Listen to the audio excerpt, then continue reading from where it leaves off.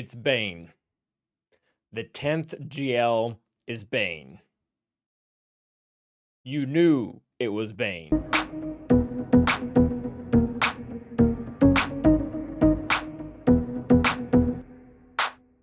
Welcome back to the class, everyone. Galactic Legends are the strongest type of character in Galaxy of Heroes. Not only because their kits are typically well put together, but they're also just given busted stats on top of that. When it comes to your overall GAC planning and even roster building, we need to take a look at who's the best and who's the worst. So I actually stumbled upon this video idea by accident. What I was originally intending to do was rank every single team in GAC, including Galactic Legends, but after spending about an hour sifting through insight data to see where all the Galactic Legends stood, it became very clear that this was gonna have to be its own video, where we'll be ranking the 10 of them. Now I will say, even though I've kind of already said this is meant for GAC before, this is not taking into consideration their requirements, how much they cost, when they came out, what their impact on fleet is because of the requirements, or what other PvE events they have. This is purely who is the most valuable in GAC in my roster today, both including offensive and defensive purposes.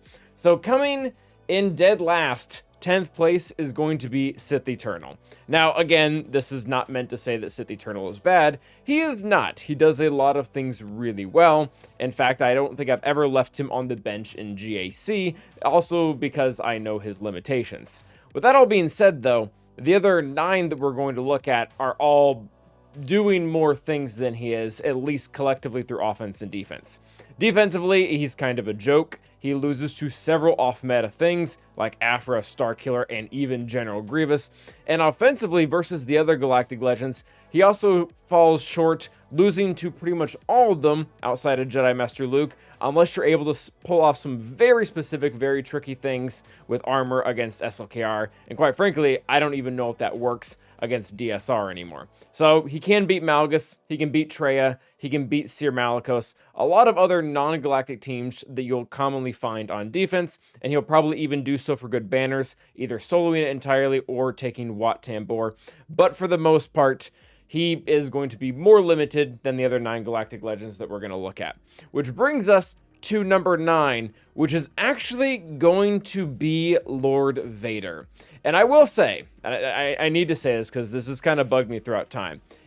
If this video were being made prior to the release of Bo-Katan, Lord Vader would not be this low. In fact, he would be very, very high because he consistently held against things that everybody thought countered him that didn't really counter him all that well.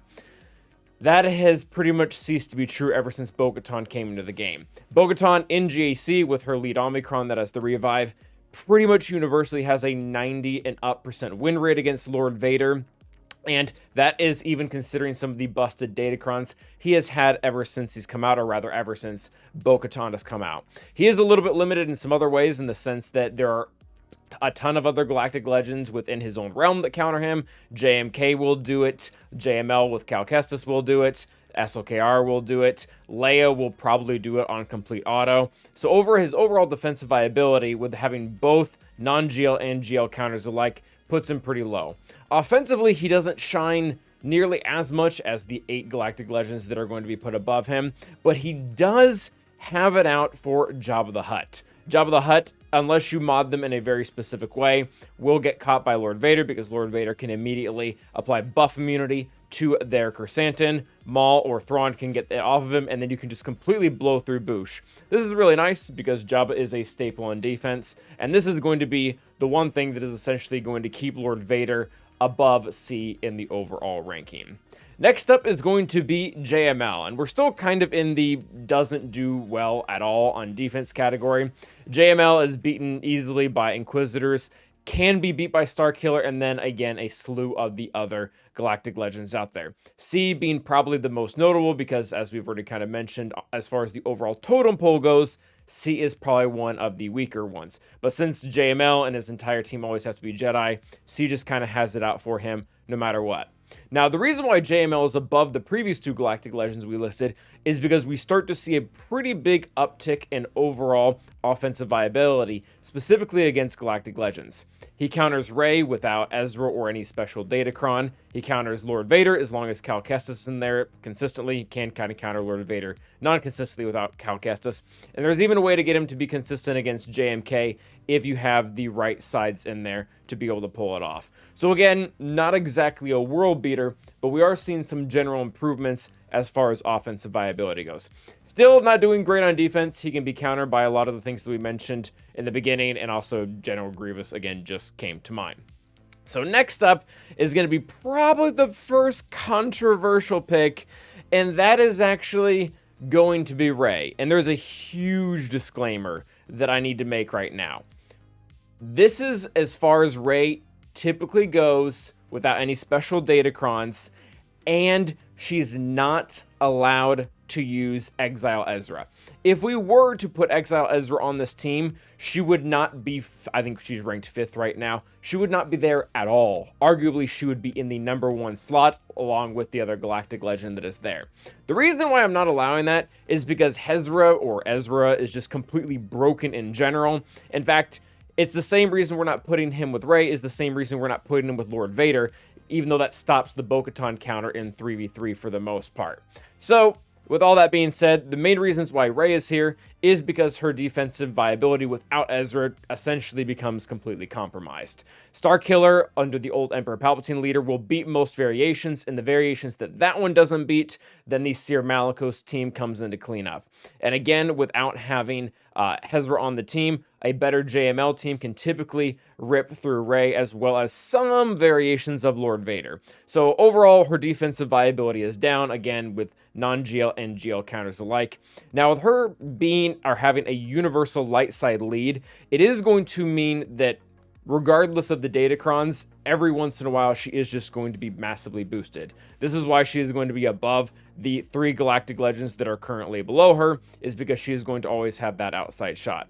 In addition to that, while she's not used a lot functionally in this way, she does work well on offense if you so choose to use her that way. Actually, in the mirror is probably one of the most reliable Galactic Legends that she beats overall. So again, Rey, without any extra help, just kind of using what she's given, either through Ben Solo or through some other light side characters that aren't necessarily needed at a higher rate on some other teams. Also, this is not meant to be an ideal team. The reason why the characters are in this order is because the original intention for this video was to make a list for every single GAC team possible. So she's getting a lot of what would be her normal characters are put into other teams. But that being said, she still would go here if she can't have Ezra at the end of the day. Just know that this is not prescriptive. Next up is going to actually be Jabba the Hutt. Again, Jabba is not a bad character in the very same sense that Rey is not a bad character. The issue is that the other Galactic Legends that are currently above him are going to completely outpace him. Jabba the Hutt's defensive viability does work well for the most part. He does have off-meta counters, or not, I should say non-GL counters like Afra, as well as other GL counters that are not doing a whole lot of other things like Lord Vader that are beating him out. But for the most part, those counters are not 100%, and as far as his offensive viability goes, he actually can beat a lot of the other Galactic Legends that are out there. Most people just don't capitalize it overall. There's ways to kind of make him better through modding as well as Omicrons, which is a nice plus on top of that. Next up is going to be Bane. I alluded to this in the very beginning of the intro, and some of you might not like this because he technically does not have the Galactic Legend tag, but he sits among them. Well, I can't hold any of them because his defensive viability doesn't really exist because you have to use him alone with one other character. As far as offense goes, he is doing more than these previous 5 teams, at least on a regular basis with everything that we have explored. He's one of the only counters that exist right now to SLKR as well as DSR, at least on a consistent basis. Queen Amidala, a lot of us don't realize, I didn't realize it for the longest time, is a massive problem on defense, except for when you have Bane at the ready. In 3v3, it's one of the only counters, him along with C, is one of the only counters to Galactic Legend Ahsoka Tano. So again, he's immediately not being allowed in the top 4, I believe, purely because he has no defensive viability at all, but his offensive viability is going to put him there because he's just beating teams that a lot of other people are going to struggle with. He also beats Leia, which is very notable. Next up is going to be Jedi Master Kenobi. Now, Jedi Master Kenobi is pretty versatile on offense. One of the things that we mentioned earlier about Bane beating SLKR DSR, that's actually one of the harder teams out there right now, and it's also why SLKR has not appeared as of yet. JMK can take him out, and he can take him out pretty easily. He also is going to smoke pretty much every team that is below this. JMK, as long as you play it right in early ult against Jabba, has no issues. As long as there's no Hezra to stop the insta-kills, Rey is pretty much no issue. JML wipes right over him, whether it's JML lead or otherwise. Lord Vader, just completely destroyed. He has no problems beating all of these teams offensively, and even defensively. He can be beat by some of them, but at the same time, he's still holding against a lot of non-GL counters, except Inquisitors and Balin, as long as you are giving him Cat, which is kind of the theme we're trying to follow for overall lifters. So definitely fantastic offensive option, and we're starting to really move into some of the better defensive options when it comes to overall GLs. Next up is going to be the one we've already talked about, SLKR and DSR. Now, SLKR would have been quite a bit lower on this list if it weren't for the fact that Rey Darkside Vision here is helping him. One of the issues with SLKR on defense prior to Darkside Rey being added is that JML pretty much just completely walked over him. You could try some fun things with a Tenacity Hux to be able to avoid the initial ability block, but even if you did, JML could typically pick up from there. It would just be a messier battle for him. Adding her in has brought the JML counter to about 40%, so some people are still pulling it off, but I'm guessing that number will drop as everybody refines mods, Omicrons, and Relic levels with this team. On the other flip side, it's also beating pretty much everything out there, including Leia, I believe in a 2 or 3 man situation, which is kind of crazy because, as you could probably tell by now, we have yet to actually see Leia. It doesn't have any issues with JMK now. They can ignore taunt and go right after Cat. Bane's not an option. Really never had any issues with Jabba. Never had any issues with Rey other than the fact that they used to lose banners. Can now walk over JML due to DSR. Lord Vader is also not an issue, and then C is laughable. So beating everything before it and really not being countered well by almost any of these, with the exception of the 2 right below it of JMK and Bane, solidifying its place and what I believe is now the top 3. Now, up to the second best is going to be Leia Organa. Leia is fantastic. Again, this is probably not the ideal company with Erza, but overall, her leadership is doing a ton. Offensively, it beats pretty much everything out there, including in 5v5 Ahsoka Tano, which is one of the hardest teams to beat, and will only get harder as we lose certain datacrons. More on that in a second. So offensively, she has a ton of viability, and then even defensively speaking, she demands a really strong counter, like the SLKR that we talked about previously, like Bane, and a lot of the other options just don't have any shot at her. Jedi have had an outside shot at her before with certain datacrons, but for the most part, C, Lord Vader, Rey, and Jabba right now in the current situation just can't really do anything against her. So that is going to be a big point for her. And then she also just beats a lot of other really threatening teams, both Galactic Legends and non-Galactic Legends alike. And now for our number 1 pick in GAC, it is going to be Erza. It's Erza. And I'm glad leading him, or rather Ahsoka Tano leading him, is so far the best variation we've seen. And I realize that before you run to the comment section to tell me how wrong I am because of all the counters you've seen, those counters are not going to stay around for a long time. The big one that everybody's using, or not that everybody's using, but some people are using right now, is the Magma and Swordy Cheese under Veer's lead with buffs. As soon as Magmacron's gone, it's not going to go from like a 70% counter to a 50% counter. It's going to go from 70 to 0. It's going to have absolutely no viability at all. The other main counter that's working really well against it right now, if you have Fulcrum in here, so you drop one of the characters to put Fulcrum in, is Balin.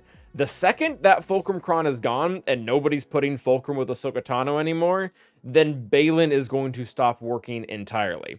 Meaning defensively, there has only been one viable option that we have right now that is not Datacron dependent at all, and it's Leia, at least in 5v5. In 3v3, then it shifts more towards C. Bane, which, as we've kind of alluded to in this video, is a 2 Galactic Legend level team, which is probably as expensive as it gets overall.